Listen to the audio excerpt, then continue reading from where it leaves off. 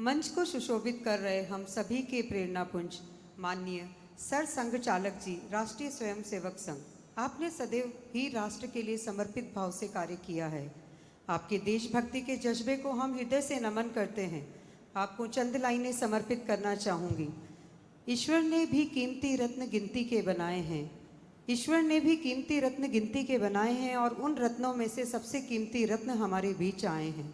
इसलिए आपके लिए कुछ कहना जैसे सूरज को दिया दिखाने वाली बात है। आपके गुणगान करें, हमारे शब्दकोश में ऐसे शब्द नहीं। आपका जीवन सदा देश की निस्वार्थ सेवा में समर्पित रहा। आपका सादगी भरा जीवन हम सभी के लिए प्रेरणा है। आपके व्यक्तित्व को ये लाइनें चरितार्थ करती है, तन समर्पित, मन समर्पित और यह जीवन समर्पित। आपने अपनी इच्छाओं का त्याग कर सदैव दूसरों के दुख दूर करने का प्रयास किया है एवं देशवासियों में देशभक्ति की अलग जगाने का कार्य निरंतर किया है। आपका पावन सानिध्य पाकर हम सभी गौरवान्वित हुए। हम आपके प्रेरक उद्बोधन सुनने हेतु आतुर हैं। आपसे आग्रह, पधारें और हम सभी को आशीर्वचन प्रदान करें। जोरदार तालियों से हम सभी परम पूजनीय डॉक्टर मोहन जी भागवत का स्वागत करें और शांत मन से उनके वचनों को आत्मसात करें।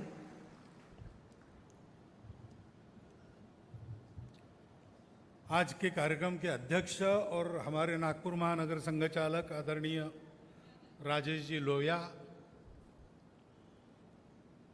ताराचंद जी और उनका यहाँ उपस्थित समस्त परिवार,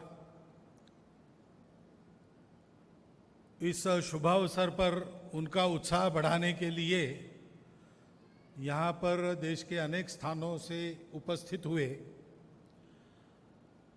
और नागपुर और आसपास की जगहों से उपस्थित हुए सभी नागरिक सज्जन, माता भगिनी,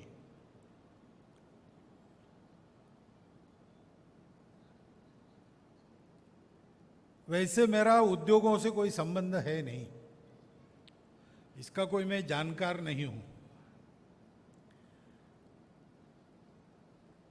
तो देखकर सब कुछ समझ में आए ऐसी मेरी बुद्धि भी नहीं है। लेकिन 2011 में मैं इनके कोटा स्थित उद्योग में गया था और वहां कुछ समय बिताया, पूछताछ की, देखा भी।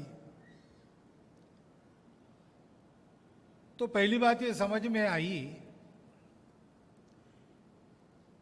कि ये अपने उत्पाद की गुणवत्ता में कोई भी कमी को स्वीकार नहीं करते। सस्ता पड़े, महंगा पड़े, बिके न बिके, जो बनेगा वो उत्कृष्ट से कम नहीं होगा।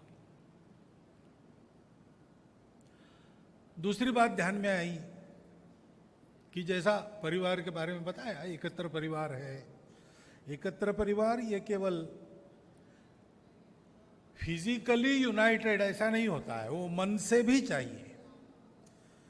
उसके लिए परिवार में स्वीकृत जो मूल्यों का अधिष्ठान है वो समान चाहिए और अपने परिवार के उन्नति की जो कल्पना है वो भी समान चाहिए। ये सारी बातें इस परिवार में दिखाई देती है। लेकिन बात यहां रुकती नहीं। तो ये परिवार जिस उद्योग को चला रहा है, उस उद्योग से संबंधित छोटे से छोटे कर्मचारी से लेकर तो परिवार के मालिक तक, यानी ताराचंद जी तक, ये सब लोग भी एक परिवार के अंग है, ऐसा उनके साथ व्यवहार होता है। तो उस समय भी मैंने प्रकट रूप से इसको कहा था और इसको जारी रखने के लिए अनुरोध भी किया था। ऐसा देखने को मिलता है, इसके लिए आनंद भी व्यक्त किया था। और आज भी मैं कहता हूं कि उससे बड़ा यहां पर इन्होंने प्लांट लगाया है, ये उद्योग यहां चलेगा, तो जो कोई इस उद्योग से प्रत्यक्ष या अप्रत्यक्ष रूप से संपर्क में आए, उसको उन सब बातों की अनुभूति होनी चाहिए जो वहां मैंने पाई। क्योंकि आखिर ये हमारी जो कुटुंब की भावना है वो केवल खून के रिश्ते तक मर्यादित नहीं रहती, ब्लड रिलेशंस तक मर्यादित नहीं रहती।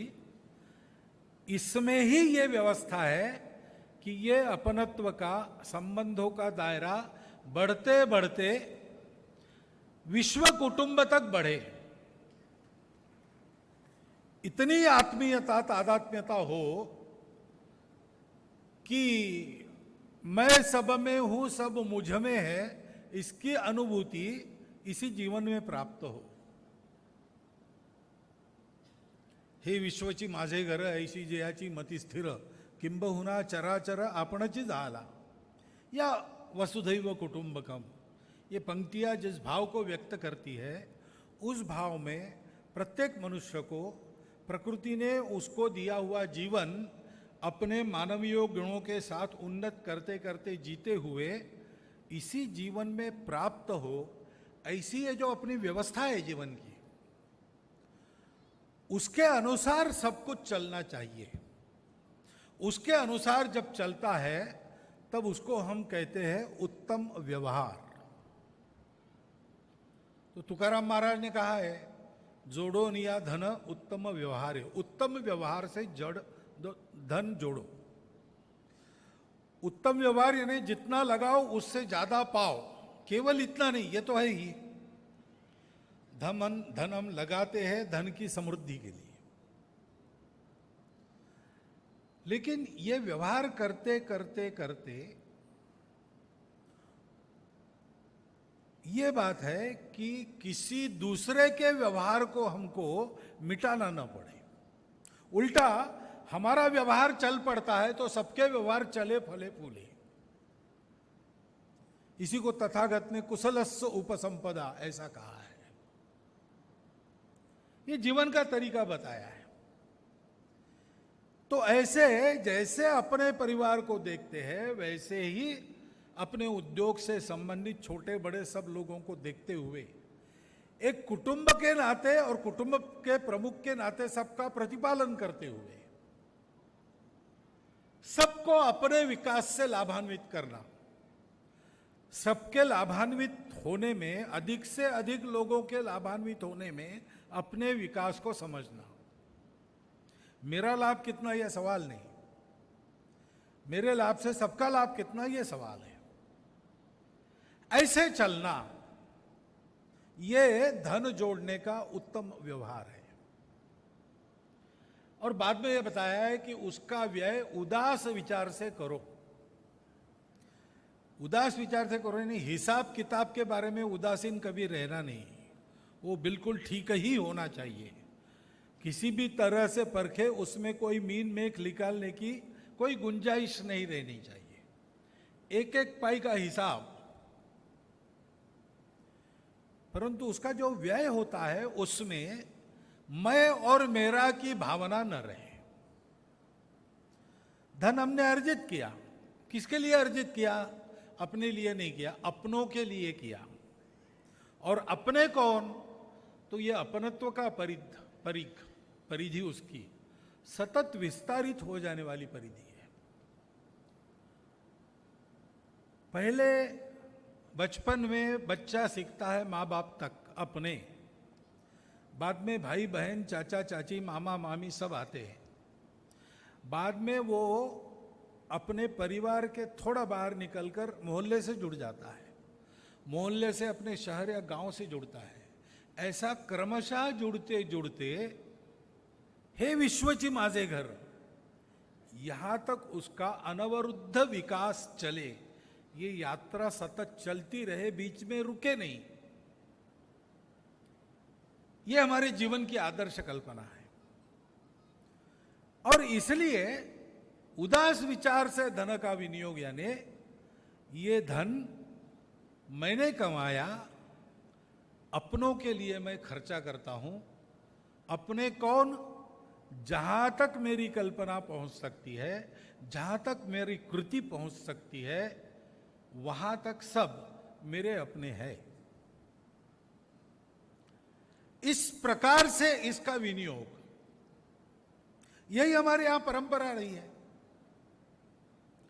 आज विश्व भर में भारत पर सबसे ज्यादा विश्वास क्यों है? क्योंकि भारत का शासन हो, भारत का व्यापारी हो, भारत का डॉक्टर हो, भारत का इंजीनियर हो, जहां कहीं दुनिया में उसने कुछ किया है, उसके करने में सारी दुनिया ने ये बात पाई है। बाकी सबके करने में वही कृति है, मदद की ही कृति है, लेकिन ये पाया है कि कुछ न कुछ अपने मुनाफे का हिसाब रहता है, कुछ न कुछ वापस लेने की अपेक्षा रहती है।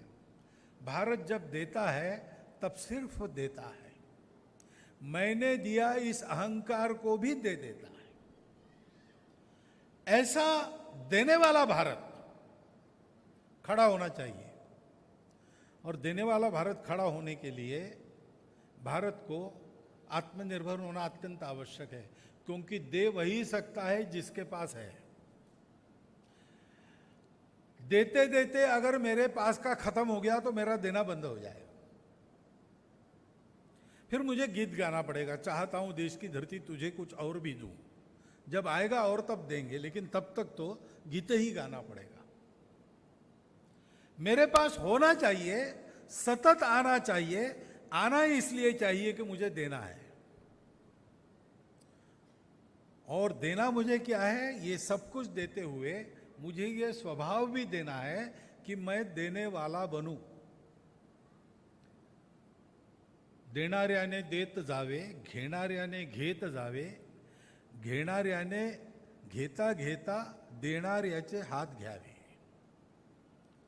देने वाला देता जाए, लेने वाला लेता जाए, लेने वाला लेते लेते देने वाले का हाथ ले ले।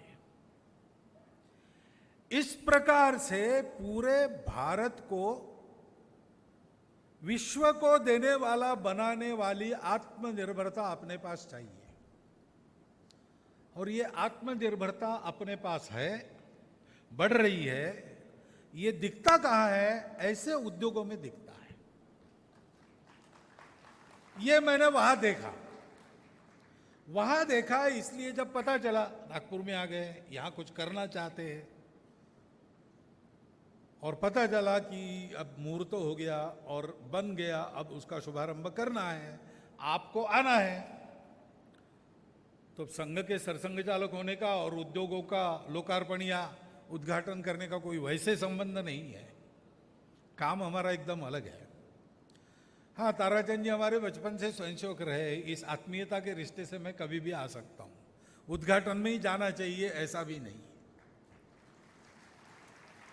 परंतु उद्घाटन में जाना, क्यों जाना?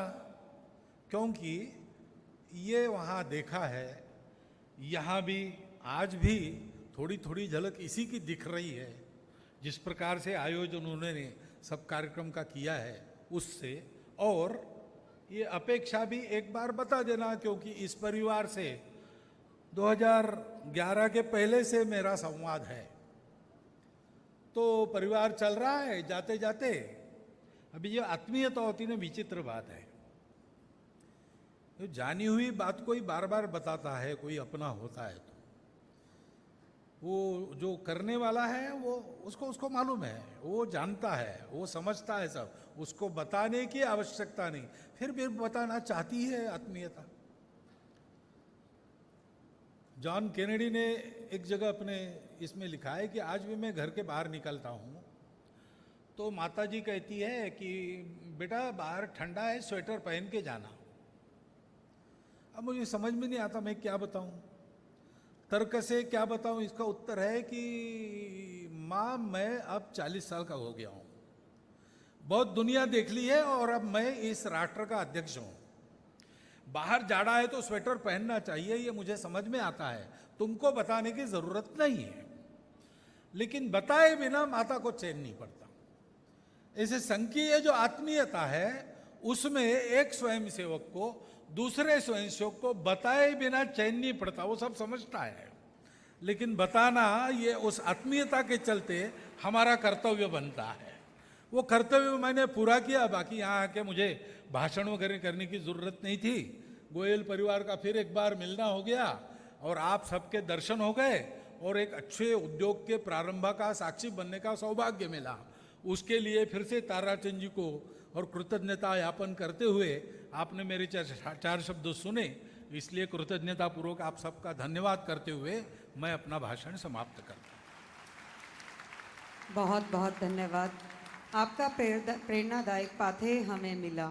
ऐसा लगा जैसे आपने अपनी विलक्षण प्रतिभा से पूरी सृष्टि को समेटकर सारगर्भित शब्दों में गागर में सागर भर दिया। आपका सानिध्य पाकर हम सभी गौरवान्वित हुए। आपके अनूठे ज्ञान का सभी ने कुछ न कुछ अंश चुराया है, परंतु कहते हैं ना, ज्ञान बांटने से बढ़ता है। आपने अपना अमूल्य समय देकर हम सबका मार्ग प्रशस्त किया और नई ऊर्जा का संचार किया और हमारी संकल्प शक्ति को और प्रगाढ़ किया। बहुत बहुत धन्यवाद, आभार।